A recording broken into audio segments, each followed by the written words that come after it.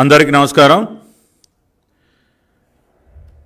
గులకరాయి drama Vijayawada వేదికగా ముఖ్యమంత్రి ప్రధాన పాత్రధారుడిగా సూత్రధారుడిగా నడిచినటువంటి ఈ గులకరాయి డ్రామాకి సంబంధించినటువంటి అనేక వాస్తవాలు రాష్ట్ర ప్రజలందరూ గమనించి నిర్ఘాంతపోతా ఉన్నారు. అంటే పూర్తిగా ప్రజల విశ్వాసాన్ని కోల్పోయినటువంటి ముఖ్యమంత్రి బరి తెగించి ఎటువంటి డ్రామాలు ఆడుతూ ఉన్నాడో, ప్రజల్ని ఇంకా కూడా ఏదో ఒక రకంగా నమ్మించి 4 సానుభూతి ఓట్లు పొందడానికి ప్రయత్నం చేస్తున్నాడో, ఈ డ్రామాలన్నీ చూసి నవ్వుకుంటా ఉన్నారు. ఈ రోజున 2019 ఎన్నికలకు ముందేమో కోడికత్తి డ్రామా, ఇప్పుడేమో గులకరాయి డ్రామా, అప్పుడేమో భుజానికి ప్లాస్టరు, ఇప్పుడేమో నుదుటికి ప్లాస్టర్ వేసుకుని ప్రతిరోజు వీధి నాటకాలు ఆడుతూ ఉన్నాడు ఈ రాష్ట్ర ముఖ్యమంత్రి. ఏ నాటకమైనా కూడా దానికి సంబంధించినటువంటి వాస్తవాలు ఏదో ఒక రోజు బయటపడక తప్పదు. అందుకనే ఆ డ్రామా ఆడినటువంటి మరుసటి రోజు నుంచి అనేక వాస్తవాలు వెలుగులోకి రావటం, ప్రజలందరూ కూడా ఈ నాటకాన్ని బాగా అర్థం చేసుకోవటం జరిగింది. నిన్న విజయవాడ నగర పోలీసులు సతీష్ కుమార్, వేముల సతీష్ కుమార్ సత్తి అనేటటువంటి ఒక మైనర్ బాలుడిని, వడ్డెర కులానికి చెందినటువంటి ఒక మైనర్ బాలుడిని ఈ నాటకంలో బలిపశువును చేయడం కోసం అక్రమంగా అరెస్టు చేసి, మరి దానికి సంబంధించి అరెస్టు చూపటం, దానికి సంబంధించినటువంటి రిమాండ్ రిపోర్ట్ను కూడా ఇవాళ మన ముందున్నటువంటి పరిస్థితి. 2019 కోడికత్తి డ్రామాలోనేమో ఒక దళిత బిడ్డని బలిపశువును చేశారు. ఇప్పుడేమో బలహీన వర్గాలకు చెందినటువంటి వడ్డెర కులానికి చెందినటువంటి మైనర్ యువకుల్ని బలి చేస్తూ ఉన్నారు. ఇక్కడ మనం ఒకటి బలహీన వర్గానికి చెందినటువంటి వడ్డెర కులానికి చెందినటువంటి వారిని బలిపశువులు చేయటం ఒక విషయం అయితే, రెండవది మైనర్ యువకుల్ని, మేజర్ కూడా కానటువంటి మైనర్ యువకుల్ని ఈ కుట్రలో ఈ డ్రామాకు బలి చేయటం. ఒక్కసారి పోలీసులు సమర్పించినటువంటి రిమాండ్ రిపోర్టు మనం గమనించినట్లయితే ఈ నాటకంలో ఉన్నటువంటి అనేక విషయాలు, వీళ్ళు చేసినటువంటి కుట్రలు ఏ విధంగా ఉన్నాయి కూడా ఈ రిమాండ్ రిపోర్ట్ ఆధారంగానే ఈరోజు మేము బయటపెట్టదలుచుకున్నాం. ముందుగా ఈ సతీష్ అనే కుర్రవాడు, అతను మైనర్ కాదు మేజర్ అని రుజువు చేయటం కోసం ఒక తప్పుడు బర్త్ సర్టిఫికెట్నే సృష్టించారు విజయవాడ నగర పోలీసులు. అంటే తాము అరెస్ట్ చేసింది మైనర్ కాదు, ఇతను మేజర్ అని రుజువు చేయటం కోసం ఒక ఫేక్ బర్త్ సర్టిఫికెట్ని రుజువు చేశారు. ఫేక్ బర్త్ సర్టిఫికెట్ని ప్రొడ్యూస్ చేయటం జరిగింది, తయారు చేయటం జరిగింది. ఎందుకంటే ఏ కేసులో అయినా మైనర్ యువకుల్ని గనక అదుపులోకి తీసుకుంటే చట్ట ప్రకారం దానికి కొన్ని ప్రొసీజర్స్ పాటించాల్సినటువంటి అవసరం ఉంటుంది. ఆఖరికి పోలీస్ యూనిఫారం వేసుకుని కూడా వాళ్ళని విచారించడానికి అధికారులకు ఆ రైట్ లేదు, ఆ హక్కు లేదు. చైల్డ్ ప్రొటెక్షన్ యాక్ట్కి సంబంధించి అనేక రకాలైనటువంటి చట్టాలు ఉన్నాయి, వాటిని ఖచ్చితంగా ఫాలో అవ్వాల్సినటువంటి అవసరం ఉంటుంది. అంటే వాటన్నిటినీ బైపాస్ చేయటం కోసం, వాటి నుంచి తప్పించుకోవటం కోసం ఒక మైనర్ బాలుడికి చెందినటువంటి ఏజ్ ధృవీకరణకు సంబంధించినటువంటి బర్త్ సర్టిఫికెట్ని కూడా ఒక ఫేక్ బర్త్ సర్టిఫికెట్ని సృష్టించారు. వాస్తవంగా వీళ్ళు అరెస్ట్ చేసినటువంటి ఈ సతీష్ ఎవరైతే ఉన్నారో అతని ఆధార్ కార్డులో చాలా స్పష్టంగా అతని ఏజ్ కూడా మెన్షన్ చేసింది. ఇది సతీష్కి చెందినటువంటి వేముల సతీష్ కుమార్కి చెందినటువంటి ఆధార్ కార్డు. ఆధార్ నంబర్ 695271604282.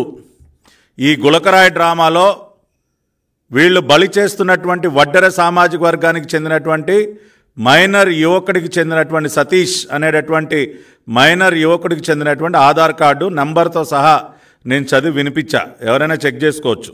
695271604282.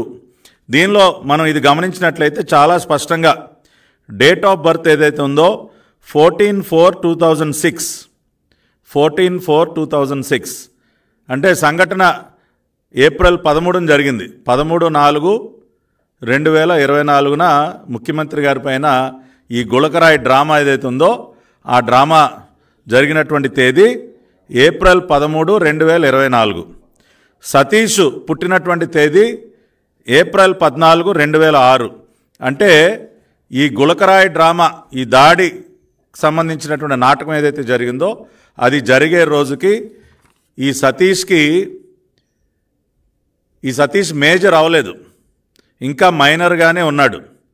ఈ విషయాన్ని గ్రహించి పోలీసులు కూడా ఆ విషయం తెలుసు, తాము అరెస్ట్ చేసినటువంటి యువకుడు మేజర్ కాదు, అతను ఇంకా మైనర్ బాలుడు, మైనర్ యువకుడు అని తెలిసి దీనిని కప్పిపుచ్చుకోవటం కోసం ఒక ఫేక్ బర్త్ సర్టిఫికేట్ని సృష్టించారండి.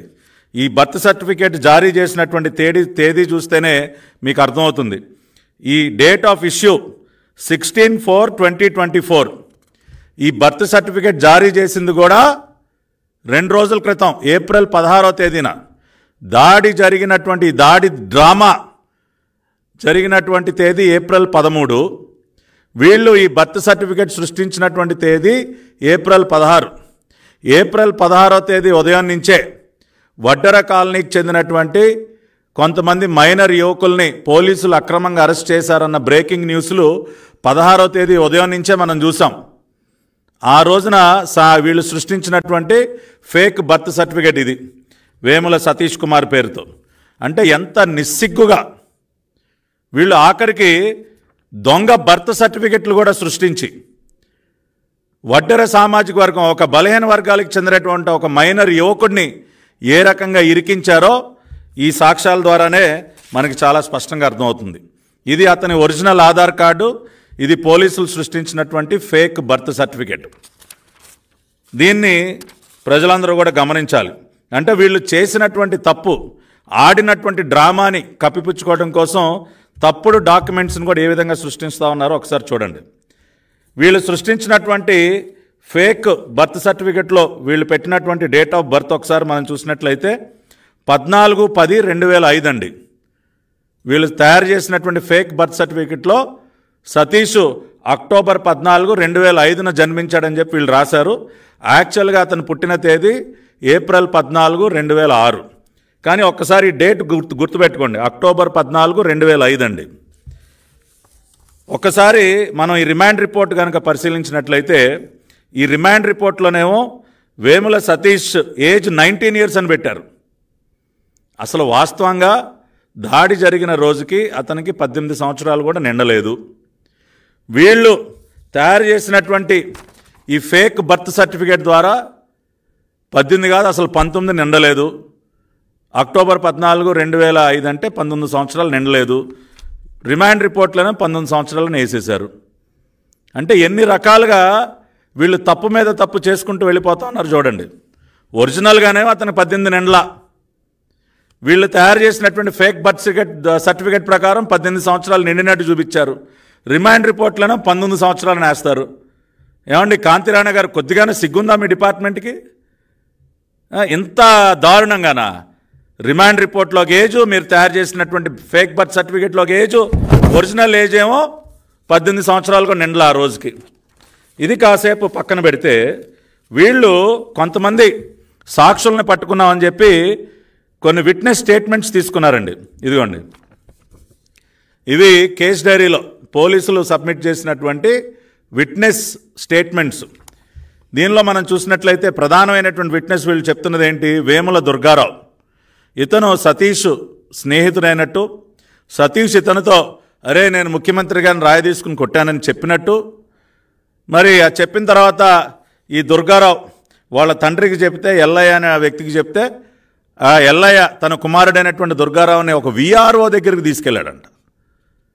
అసలు విఆర్ఓకి ఏం సంబంధం అండి? ఇటువంటి దాడి ఘటనలు జరిగితే విఆర్ఓ దగ్గరికి వెళ్తారా, పోలీస్ స్టేషన్కి వెళ్తారా? పోనీ తప్పు చేశాడు నా బిడ్డ, పోనీ అతన్ని సరెండర్ చేయడానికి తీసుకెళ్లాలనుకోండి, పోలీస్ స్టేషన్ తీసుకెళ్తారు. ఎవరైనా విఆర్ఓ ఆఫీస్ తీసుకెళ్తారా? అసలు విఆర్ఓకి ఏం సంబంధం అండి? నేరుగా అంట విఆర్ఓ కార్యాలయానికి తీసుకెళ్ళాడంట. ఎవరు విఆర్ఓ గారు? స్వర్ణలత గారు. ఈవిడ Vijayawada rural VRO MRO north కార్యాలయం కింద. ఇదొక ఆశ్చర్యం.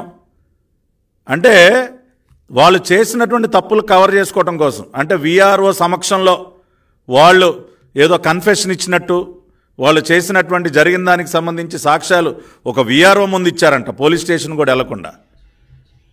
ఇది ఈ విధంగా ఉంటే ఇతను ఇచ్చినటువంటి ఆ స్టేట్మెంట్ ఏదైతే ఉందో, ప్రధానమైనటువంటి సాక్షి వేముల దుర్గారావు ఇచ్చినటువంటి స్టేట్మెంట్లో నేను చదివి వినిపిస్తానండి ఒక 2 లైన్లు. దాడి ఘటన జరిగినటువంటి 13వ తేదీ మరుసటి రోజు నేను ఉదయం సుమారు 7 గంటల సమయంలో నిద్ర లేచాను. అదే సమయంలో సత్తి నాకు ఫోన్ చేసి మా ఇంటికి రారా, నా బర్త్డే కేక్ కటింగ్ జరిగింది, ఆ కేక్ తిందువు గాని రా అని చెప్పగా నేను మా ఇంటి పక్కనే ఉండే శంకర్తో కలిసి సత్తి ఇంటికి వెళ్ళగా సతీష్ ఆ కేకు మా ఇద్దరికి తినిపించాడు. ఏమని చెప్పాడండి సాక్షి?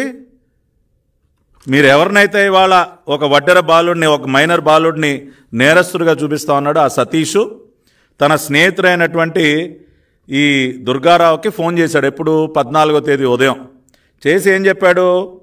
అరే నా కేక్ కటింగ్ జరిగింది, నా పుట్టినరోజు కేక్ కటింగ్ జరిగింది, ఆ కేక్ తిని వెళ్దు కానీ రా అని పిలిచాడంట. అప్పుడు ఈ దుర్గారావు వెళ్ళాడంట.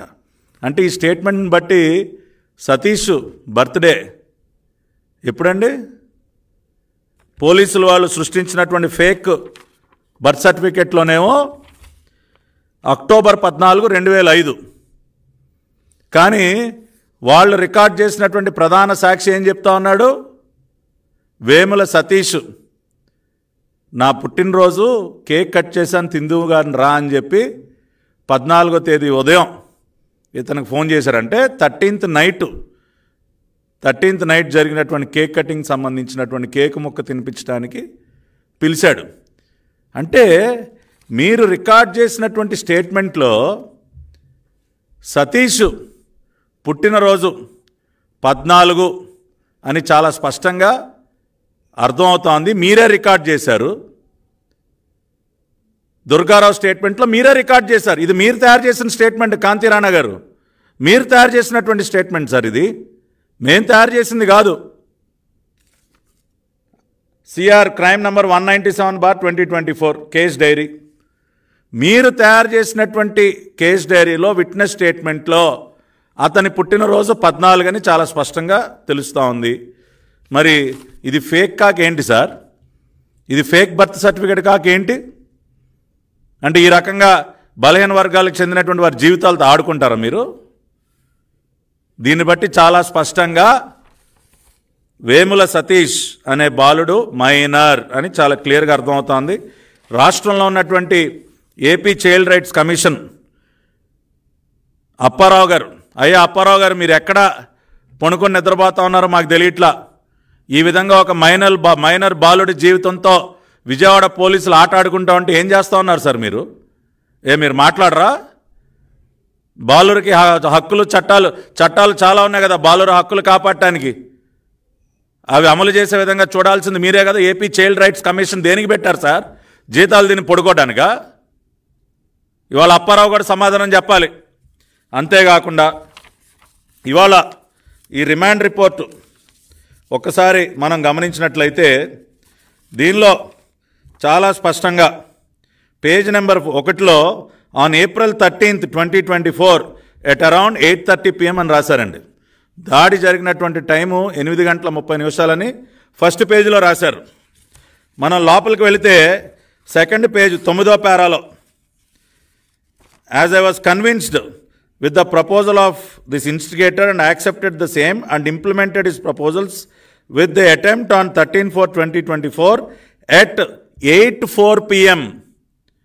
8:04 PMకి ఈ సతీష్ అనే వ్యక్తి ముఖ్యమంత్రి గారి పైన రాయి విసిరి దాడి చేశాడని పేజ్ నెంబర్ 2 పారాగ్రాఫ్ నెంబర్ 9లో రాశారు. అదే రిమాండ్ రిపోర్ట్లో ఫస్ట్ పేజీలోనేమో 8:30 అని రాశారు. అసలు దాడే జరిగినప్పుడు ఈ టైంలో ఒకటేంట్లేని 10 రాసుకోవచ్చు మనం. అంటే మీ రిమాండ్ రిపోర్ట్లోనే ఎన్ని రకాలుగా మీరు మీ లొసుగుల్ని బయట పెట్టుకున్నారో ఒకసారి చూడండి కాంతిరాణా గారు. పేజ్ నెంబర్ 1లోనే 8 గంటల 30 నిమిషాలు జరిగిందని రాస్తారు దాడి. పేజ్ నెంబర్ 2లోనేమో 8 గంటల 4 నిమిషాలకు జరిగిందని రాస్తారు దాడి. ఎప్పుడు జరిగింది సార్? ఏది నమ్మాలి సార్? మీ రిమాండ్ రిపోర్ట్లోనే 2 టైంలు వేశారు. ఏది కరెక్టు మిస్టర్ కాంతిరాణా? దీనికి జవాబు చెప్పగలరా మీరు? మీ రిమాండ్ రిపోర్ట్ చూస్తేనే అర్థమవుతుంది ఇదొక బోటకపు కేసు అని చెప్పి, ఇదొక కుట్రపూరితమైనటువంటి కేసు అని చెప్పి. అవసరమా ఇన్ని రకాలుగా తప్పుల మీద తప్పులు చేసుకుంటూ వెళ్ళడానికి? ఒక ఐపీఎస్ అధికారి అయి ఉండి ఈ విధంగానా మీరు ప్రవర్తించేది? ఇన్ని లోపాలు, ఇన్ని తప్పులు మీ వైపున పెట్టుకుని నిన్న బోండమ్మ గారి ఇంటి దగ్గరికి, బోండమ్మ గారి కార్యాలయం దగ్గరికి పోలీసులను పంపిస్తారా? ఒక నామినేషన్ వేసినటువంటి Telugu Desam party candidate, Vijayawada central constituency నుంచి మా పార్టీ పాలిట్ బ్యూరో సభ్యులు, ఇవాళ ప్రజల పక్షాన గట్టిగా పోరాడేటటువంటి వ్యక్తి బోండమ్మ గారు, మీ రిమాండ్ రిపోర్ట్లు ఎన్ని తప్పుల తడకలు పెట్టుకుని మీరు బోండమ్మ గారిని ఇరికిస్తారా? 307 పెట్టేసి, ఐపీసీ 307 పెట్టేసి ఇవాళ విజయవాడ సెంట్రల్ కాన్స్టిట్యున్సీలో ఆయన ఎదుర్కొనే దమ్ము లేక వైఎస్ఆర్ కాంగ్రెస్ పార్టీ ఇవాళ వెల్లంపల్లి సీనుని చీకొడతా ఉన్నారు. ఈ ఊసలవల్లి వెల్లంపల్లిని, విజయవాడ వెస్ట్ కాన్స్టిట్యున్సీని భ్రష్టు పట్టించి ఒక దేవాదాయ శాఖ మంత్రిగా అవినీతి తిమింగళంలాగా కొన్ని కోట్ల రూపాయలు దండుకుని ఇవాళ సెంట్రల్ కాన్స్టిట్యున్సీకి వస్తే ప్రజలు బ్రహ్మరథం పడతారా? చీకొడతా ఉన్నారు. ఇవాళ గెలిచే సత్తా లేక, గెలిచే దమ్ము లేక బోండమ్మ గారి పైన తప్పుడు కేసుల్లో పెట్టి ఇరికించే ప్రయత్నాలు చేస్తారు, పోలీసులను పంపిస్తారు. దీనికి జవాబు చెప్పండి. బోండమ్మ గారి ఇంటికి పోలీసులను తర్వాత పంపిద్ది, కానీ ఈ ఫేక్ బర్త్ సర్టిఫికేట్కి సమాధానం చెప్పండి సార్. ఈ ఫేక్ బర్త్ సర్టిఫికేట్ తయారు చేసినందుకు మిమ్మల్ని, మీ పైన కేసు పెట్టాలి మిస్టర్ కాంతిరాణా. ఒక ఐపీఎస్, ఒక విజయవాడ పోలీస్ కమిషనర్ అయ్యి ఇటువంటి తప్పుడు పనులు చేయిస్తారా? ముందు మీ పైన కేసు పెట్టాలి. ఫోర్జరీ డాక్యుమెంట్స్, తప్పుడు డాక్యుమెంట్స్ సృష్టించినందుకు. ఇవాళ ఆధార్ కార్డులో స్పష్టంగా అతను మేజర్ కాదు అని తెలుస్తా ఉంటే, ఒక మైనర్ యువకుడని స్పష్టంగా అర్థమవుతా ఉంటే, అతనిని మేజర్ అని ప్రూవ్ చేయడం కోసం ఒక ఫేక్ బర్త్ సర్టిఫికేట్. ఏం చెప్పాడు ప్రధానమైనటువంటి విట్నెస్? చదివారా మీరు ప్రొడ్యూస్ చేసినటువంటి స్టేట్మెంట్ కోర్టులో? మీ ప్రధాన సాక్షి వేముల దుర్గారావు ఏం చెప్పాడు? ఏప్రిల్ 14 దాడి జరిగిన మరుసటి రోజు కేక్, వాళ్ళ నా పుట్టినరోజు, కేక్ కట్ చేశాను, కేక్ ముక్క పెడతాను రమ్మంటే నేను వెళ్ళాను అని చెప్పాడు దుర్గారావు. చదవలేదా? దాన్ని బట్టి ఎప్పుడు వేముల సతీష్ పుట్టినరోజు ఎప్పుడు? ఏప్రిల్ 14 అని రుజువు అవట్లేదా? అయినా సరే సిగ్గు లేకుండా ఫేక్ బర్త్ సర్టిఫికేట్ ప్రొడ్యూస్ చేస్తారా కోర్టులో? ఇవన్నీ వీటన్నిటికీ మీరు బాధ్యులు. అంతేకాకుండా ఎప్పుడు జరిగిందండి దాడి? ఎప్పుడు జరిగింది? 8 గంటల 4 నిమిషాలు జరిగిందా? 8 గంటల 30 నిమిషాలు జరిగిందా? అసలు దాడే గులకరాయ డ్రామా అయినప్పుడు టైములు ఇట్టాగే ఉంటాయి. ఒక పేజీలో ఒక టైము, ఇంకొక పేజీలో ఇంకొక టైము. ఏ సాక్షులను విచారించారు సార్ మీరు విచారించినటువంటి సాక్షుల పేర్లు చదివి వినిపిస్తా. Witness 1 Vellampalli Seenu, witness 2 Devineni Avinash, Vellampalli Seenu YCP MLA, Devineni Avinash YCP party incharge. Witness 3 Mohammed Ruhulla MLC, YCP MLC. Witness 4 Avuthu Shailaja Reddy, YSRCP corporator. Witness 5 Pothina Venkata Mahesh, మొన్ననే జనసేన నుంచి గోడ దూకి వైసీపీలోకి జాయిన్ అయ్యాడు. విట్నెస్ 6 నందినేని మనోహర్ నాయుడు, ఈయన గారిది పులివెందలంట. ఇక్కడ ఆ రోజున సంఘటన జరిగినప్పుడు పాప మా ప్రాంతంలో ఎవరు సాక్షులు దొరకలా. ఎవడో పులివెందల బిడ్డను తీసుకొచ్చి ఇక్కడ సాక్షిగా పెట్టారు. ఆయన గారు బస్సు పైన ఉన్నాడంట. ఈ మనోహర్ నాయుడు ఫ్రమ్ పులివెందల, ఆయన ఒక సాక్షి. Witness 7 Ravikiran ACP. Witness 8 Hanish Babu CI. Witness 9 ఇదిగో వేముల దుర్గారావు, వీళ్ళు బలి చేసినటువంటి వడ్డర సామాజిక వర్గాన్ని దించిన బిడ్డలు. వేముల దుర్గారావు ఏజ్ 17, ఇతను మేజర్ కాదు. వేముల ఎల్లయ్య దుర్గారావు తండ్రి. 11 ఇదిగో విఆర్ఓ, ది గ్రేట్ విఆర్ఓ గారు, ఆవిడ ముందుకెళ్ళంట దుర్గారావు అతని తండ్రి వెళ్ళి సాక్ష్యం చెప్పారంట, ఆవిడ స్వర్ణలత గారు. విట్నెస్ 12 సంతోష్ అలియాస్ చిన్న, ఈయన కూడా 16 ఏళ్ళు, మేజర్ కాదు. ఈ సాక్షుల జాబితా చూస్తే ఎక్కడైనా దాడి జరిగిన ప్రదేశంలో ఇదిగో ఈయన సాక్షి, ఈ రకంగా సాక్ష్యం చెప్పారని ఒక్కటి ఉందా? ఒక్క పేరుందా? మీ వైసీపీ నాయకుల స్టేట్మెంట్లు తప్పితే మీరు బలి చేస్తున్నటువంటి ఈ వడ్డెర సామాజిక వర్గానికి చెందినటువంటి బిడ్డల స్టేట్మెంట్లు అవి కూడా బలవంతంగా 3rd డిగ్రీ ప్రయోగించి రాయించుకున్న స్టేట్మెంట్లు తప్పితే మీరు దాడి జరిగింది అని చెప్తున్నటువంటి ప్రదేశంలో ఆ చుట్టుపక్కల ఇదిగో ఈ సాక్షి, ఇదిగో ఆయన సాక్ష్యం ఇచ్చాడని చెప్పడానికి ఒక్కటుందా పేరు? ఆ రోజున విజయవాడ సెంట్రల్ కాన్స్టిట్యున్సీకి సంబంధించి అక్కడ ఉన్నటువంటి ప్రజలందరికీ తెలుసు ఇదొక డ్రామా అని చెప్పి. అందుకనే మీకు ఒక్క లోకల్ పులివెందుల నుంచి తీసుకొచ్చారు ఆ బిడ్డని. పులివెందుల బిడ్డతో సాక్ష్యం ఇప్పిస్తారా? స్థానికంగా ఇంకెవరు పాపం ఎందుకు దొరుకుతారండి? ఎందుకు చెప్తారు మీకు సాక్ష్యం? అక్కడ జరిగింది డ్రామా అయితే మీకు సాక్ష్యం చెప్పడానికి ఒక్కడు కూడా ముందుకు రాలా. ఎందుకంటే జరిగింది డ్రామా కాబట్టి. మీ సాక్షుల జాబితా ఇదిగో, మీ సాక్షుల జాబితా. ఒక్కలైనా స్థానికులు ఉన్నారు అక్కడ? పులివెందుల నుంచి కావాలంట సాక్ష్యం చెప్పడానికి ఎవడో దిగిపోయాడు అక్కడికి. దీన్ని బట్టి అర్థం కావట్లేదా మీరు చేసేటటువంటి తప్పుడు పనులు? కాబట్టి ఇవన్నీ కూడా రాష్ట్ర ప్రజలు దయచేసి అర్థం చేసుకోండి. బోండా ఉమామహేశ్వరరావు ఇంటికి కార్యాలయానికి పోలీసులు పంపించి అక్రమంగా ఒక కంటెస్టింగ్ క్యాండిడేట్ని వాళ్ళు అరెస్ట్ చేసే ప్రయత్నం చేస్తూ ఉన్నారు. ఇవాళ ఎలక్షన్ కమిషన్ కూడా కోరుతున్నాం, విజ్ఞప్తి చేస్తున్నాం, దయచేసి కాంతి రాణా టాటా లాంటి అధికారులని తక్షణమే మీరు కంట్రోల్ చేయండి, ఆ పదవి నుంచి తొలగించండి. ఈ విధంగా పోటీలో ఉన్నటువంటి అభ్యర్థుల్ని తప్పుడు కేసులు పెట్టి వాళ్ళని బెదిరింపులు గురి చేసి వాళ్ళ ఇళ్లకి పోలీసులను పంపిస్తే రేపు ఎన్నికలు ఎలా సజావుగా జరుగుతాయి? కాంతి రాణా టాటా లాంటి అధికారుల నేతృత్వంలో విజయవాడ పార్లమెంట్ పరిధిలో ఎన్నికలు సజావుగా ఫ్రీ అండ్ ఫెయిర్ ఎలక్షన్ జరుగుతుందని గ్యారంటీ ఏంటి? కాబట్టి తక్షణమే కాంతి రాణా టాటాని ఎలక్షన్ కమిషన్ ఆ పదవులోంచి తప్పించాలి. ఆయన పైన చట్టపరమైనటువంటి చర్యలు తీసుకోవాలి. ఇటువంటి ఫేక్ డాక్యుమెంట్ సృష్టిస్తున్నందుకు కాంతి రాణా టాటా పైన చట్టపరమైనటువంటి చర్యలు తీసుకోవాలి. ఈ విధంగా ఒక ప్రతిపక్ష పార్టీకి చెందినటువంటి కంటెస్టింగ్ క్యాండిడేట్ని ఈ విధంగా ఇబ్బంది పెడుతున్నందుకు అతని పైన లీగల్ యాక్షన్ తీసుకోవాలి. వాళ్ళు తయారు చేసినటువంటి రిమాండ్ రిపోర్టే ఒక తప్పుల తడక. రకరకాల టైంలు వేసి ప్రజల్ని మోసం చేసే ప్రయత్నం చేస్తూ ఉన్నారు. కాబట్టి ఈ విషయాలన్నింటినీ కూడా దయచేసి ఎన్నికల కమిషన్ కూడా పరిగణలోకి తీసుకోవాలి. తగిన చర్యలు కాంతి రాణా టాటా పైన అతని కింద పనిచేస్తున్నటువంటి అధికారులు, ఈ కుట్రలో భాగస్వాములు అయినటువంటి అధికారులు ఎవరైతే ఉన్నారో వారందరిపైన కూడా చర్యలు తీసుకోవాలని చెప్పి తెలుగుదేశం పార్టీ పక్షాన కోరుతూ ఉన్నాం. అదేవిధంగా రాష్ట్ర ప్రజలందరూ ఇవాళ నేను డాక్యుమెంట్లు చదివి వినిపించా మీకు. ఇవాళ ఎన్ని తప్పులు చేశారో ఈ గులకరాయి డ్రామాని ఇంకా ఇంకా ఏదో ఒక విధంగా ప్రజల్ని నమ్మించడం కోసం ఇవాళ తాడేపల్లి ప్యాలెస్ మోచేతి నీళ్లు తాగేటటువంటి కొంతమంది పోలీస్ అధికారులు ఇంకా ఇంకా ఎన్ని తప్పులు చేసుకుంటూ వెళుతున్నారో, ఎన్ని ఫేక్ డాక్యుమెంట్స్ సృష్టిస్తూ ఉన్నారో కూడా దయచేసి రాష్ట్ర ప్రజలందరూ కూడా గమనించాలని కోరుకుంటూ ఇప్పుడు నా సహచరులు రాష్ట్ర అధికార ప్రతినిధి సయ్యద్ రఫీ గారు కూడా మాట్లాడతారు.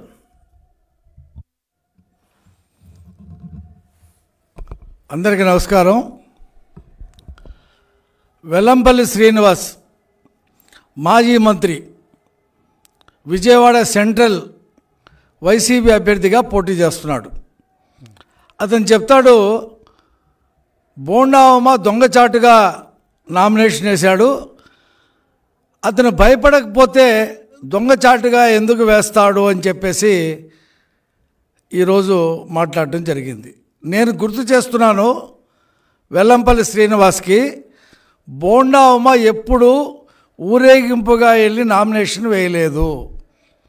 2019లో కానీ 2014లో కానీ ఆయన మాత్రమే వెళ్ళి నామినేషన్ పత్రాలు సమర్పించటం అనేది బోండా ఉమా గారికి ఉన్నటువంటి సాంప్రదాయము. కావాలంటే నువ్వు రికార్డులు పరిశీలించుకో. 24 ఓట్లు తేడాతో, అది కూడా పోస్టల్ బ్యాలెట్ని ఆలస్యంగా లెక్కగట్టి గోలుమాల్ చేసి ఓడించినటువంటి అభ్యర్థి బోండా ఉమా మొన్న 2019లో. ఈసారి 25,000 నుంచి 30,000 ఓట్ల వరకు మెజార్టీతో బోండా ఉమా గెలవబోతా ఉన్నాడు. నువ్వు తల కింద కాళ్ళు పైన పెట్టి తపస్సు చేసినా నువ్వు గెలిచే పరిస్థితి లేదు. బోండా ఉమాని ఓడించడం నీ వల్ల అయ్యే పని కాదు. నీ అవినీతి భాగోతం మొత్తం ఆంధ్రప్రదేశ్ ప్రజలందరికీ ఏ రోజైతే 3 సింహాలు, వెండి సింహాలు మాయమైపోయాయో ఆ రోజే నీ అవినీతి భాగవతం రాష్ట్ర వ్యాప్తంగా తెలిసిపోయింది. ఇవాళ బోండా ఉమా నామినేషన్ వేశాడంటే ఆయన ఎన్నికల సంఘం పరిధిలోకి వెళ్ళిపోయాడు. ఈ రాష్ట్ర పోలీసులకి అధికారం లేదు. బోండా ఉమాని విచారించాలంటే రాష్ట్ర ఎన్నికల అధికారి ముఖేష్ కుమార్ మీనా గారి అనుమతి లేకుండా ఆయన్ని విచారించడానికి అవకాశం లేదు. మేము నేరుగా ముఖేష్ కుమార్ మీనా గారికి విజ్ఞప్తి చేస్తున్నాం. సార్, నిన్న ఆయన నామినేషన్ వేశాడు, మీ పరిధిలోకి వచ్చాడు. బోండా ఉమాని ఎలాగలాగా అరెస్ట్ చేసి ఆయన ఎన్నికలయ్యే వరకు జైల్లోనే ఉంచి ఎన్నికల్లో డబ్బు కుమ్మరించి అక్రమాలు చేసి గెలవాలని చెప్పి వెల్లంపల్లి శ్రీనివాస్ ప్రయత్నం చేస్తున్నాడు. కాబట్టి ఈ ఎన్నికల్లో వాళ్ళ ఆటలు సాగనివ్వకుండా మీరు చట్టపరంగా వ్యవహరించండి, చట్టపరంగా చర్యలు తీసుకోండి. ఇప్పుడున్నటువంటి పోలీస్ అధికారులు కాంతిరామ్ టాటా దగ్గర నుంచి అక్కడ డిఎస్పి, సిఐ, ఎస్ఐ అందరూ కూడా వెల్లంపల్లి శ్రీనివాస్ చెప్పినట్టుగా నటిస్తూ ఉన్నారు. తప్పుడు సర్టిఫికెట్లతో కేసు పెట్టారు. ఇప్పుడే మా పట్టాభి రామ్ గారు మొత్తం ఆ కేసులో ఉన్నటువంటి లోపభూయిష్ట విధానాలన్నింటినీ కూడా ఆయన బట్టబయలు చేశారు. కాబట్టి ఈ ఎన్నికల ప్రక్రియలో వైఎస్ఆర్సిపి చేస్తున్నటువంటి డ్రామాని మేము ఎక్స్పోజ్ చేశాం.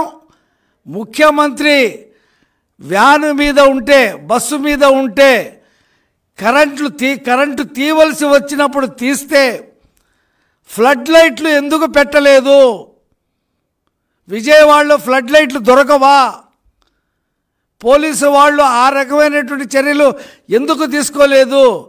ఫ్లడ్ లైట్లు పెడితే ఆ డ్రామా బయటకు వస్తుందని చెప్పి మీరు ఆపేసి ఆ చీకట్లో పైన ముఖ్యమంత్రి గారికి ఏదో గిరుకుపోవటం, వెల్లంపల్లి శ్రీనివాస్ కంటికేదో పైన రాపిడి జరగటం, ఒక పూలదండ ఇలాగొచ్చి మళ్ళీ ఇలా పూలదండ ఇలా వచ్చినప్పుడు ముఖ్యమంత్రి నుదుటి మీద ఘాటు లేదు, మళ్ళీ పూలదండ ఇటు వెళ్ళిపోవటంతోనే ఘాటు వచ్చింది. అంటే పూలదండ మాటున ఈ డ్రామా జరిగిందనేది వాస్తవం. ఆ సతీష్ కుమార్ అనేటువంటి యువకుడి చేత అబద్ధపు స్టేట్మెంట్ ఇప్పించి బలవంతంగా రాయించి వడ్డెర కులానికి చెందినటువంటి చిన్న కులం, తక్కువ శాతం జనాభా ఉండేటువంటి కులాన్ని ఎంచుకొని ఒక ఫ్యాబ్రికేటెడ్ కేసును పెట్టి ఈ రకమైనటువంటి డ్రామాకి తెరదీశారు. రాష్ట్ర ప్రజలు ఎవరూ కూడా దీన్ని నమ్మట్లేదు. ముఖ్యమంత్రి ఎక్కడికి వెళ్ళినా సరే ప్రజలు రావట్లేదు, ఆయన మాటలు వినట్లేదు. ఓటమి అంచున ముఖ్యమంత్రి పయనిస్తూ ఉన్నాడు. ఎన్నికలు 13వ తారీఖు నాడు ప్రజలు ఓటైపోతూ ఉన్నారు. జూన్ 4వ తారీఖు నాడు రిజల్ట్స్ వస్తూ ఉన్నాయి. ముఖ్యమంత్రి భవిత ఆ రోజున తేలిపోతుంది. కాబట్టి వెల్లంపల్లి శ్రీనివాస్, నీ నాటకాలు ఆపు. నువ్వు సెంట్రల్ నియోజకవర్గంలో బోండా ఉమా మీద గెలవాలని నువ్వు చేసే ఏ ప్రయత్నము సక్సెస్ కాదు. బోండా ఉమాని అరెస్ట్ చేసి నువ్వేదో పబ్బం గడుపుకోవాలని చెప్పి అనుకుంటా ఉన్నావు. బోండా ఉమా వెనుక వందలాది మంది సైనికులు ఉన్నారు, వందలాది మంది నాయకులు ఉన్నారు. 25 డివిజన్లో డివిజన్కి 200 మంది చొప్పున బోండా ఉమా ఎన్నికల్లో గెలవటానికి రేయింబగళ్ళు కష్టపడతా ఉన్నారు, నిన్ను తిరస్కరిస్తూ ఉన్నారు.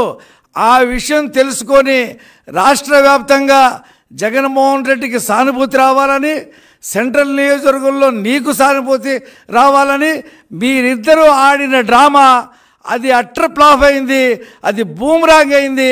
నువ్వు చేసే ఏ పని కూడా సక్సెస్ కాదు. విజయవాడ 1 టౌన్లో నిన్ను జగనే తరిమేస్తే నువ్వు సెంట్రల్ నియోజకవర్గానికి వచ్చావు. సెంట్రల్ నియోజకవర్గంలో నీకు డిపాజిట్ కూడా మొన్నటి వరకు డిపాజిట్ దక్కుతుందని చెప్పి అనుకున్నావు. ఇవాళ ఈ డ్రామాలు మొత్తం బయటకు వచ్చిన తర్వాత డిపాజిట్ దక్కే పరిస్థితి కూడా లేదు. నీ డ్రామాలు ఆపు అని చెప్పి తెలియజేస్తా ఉన్నాం.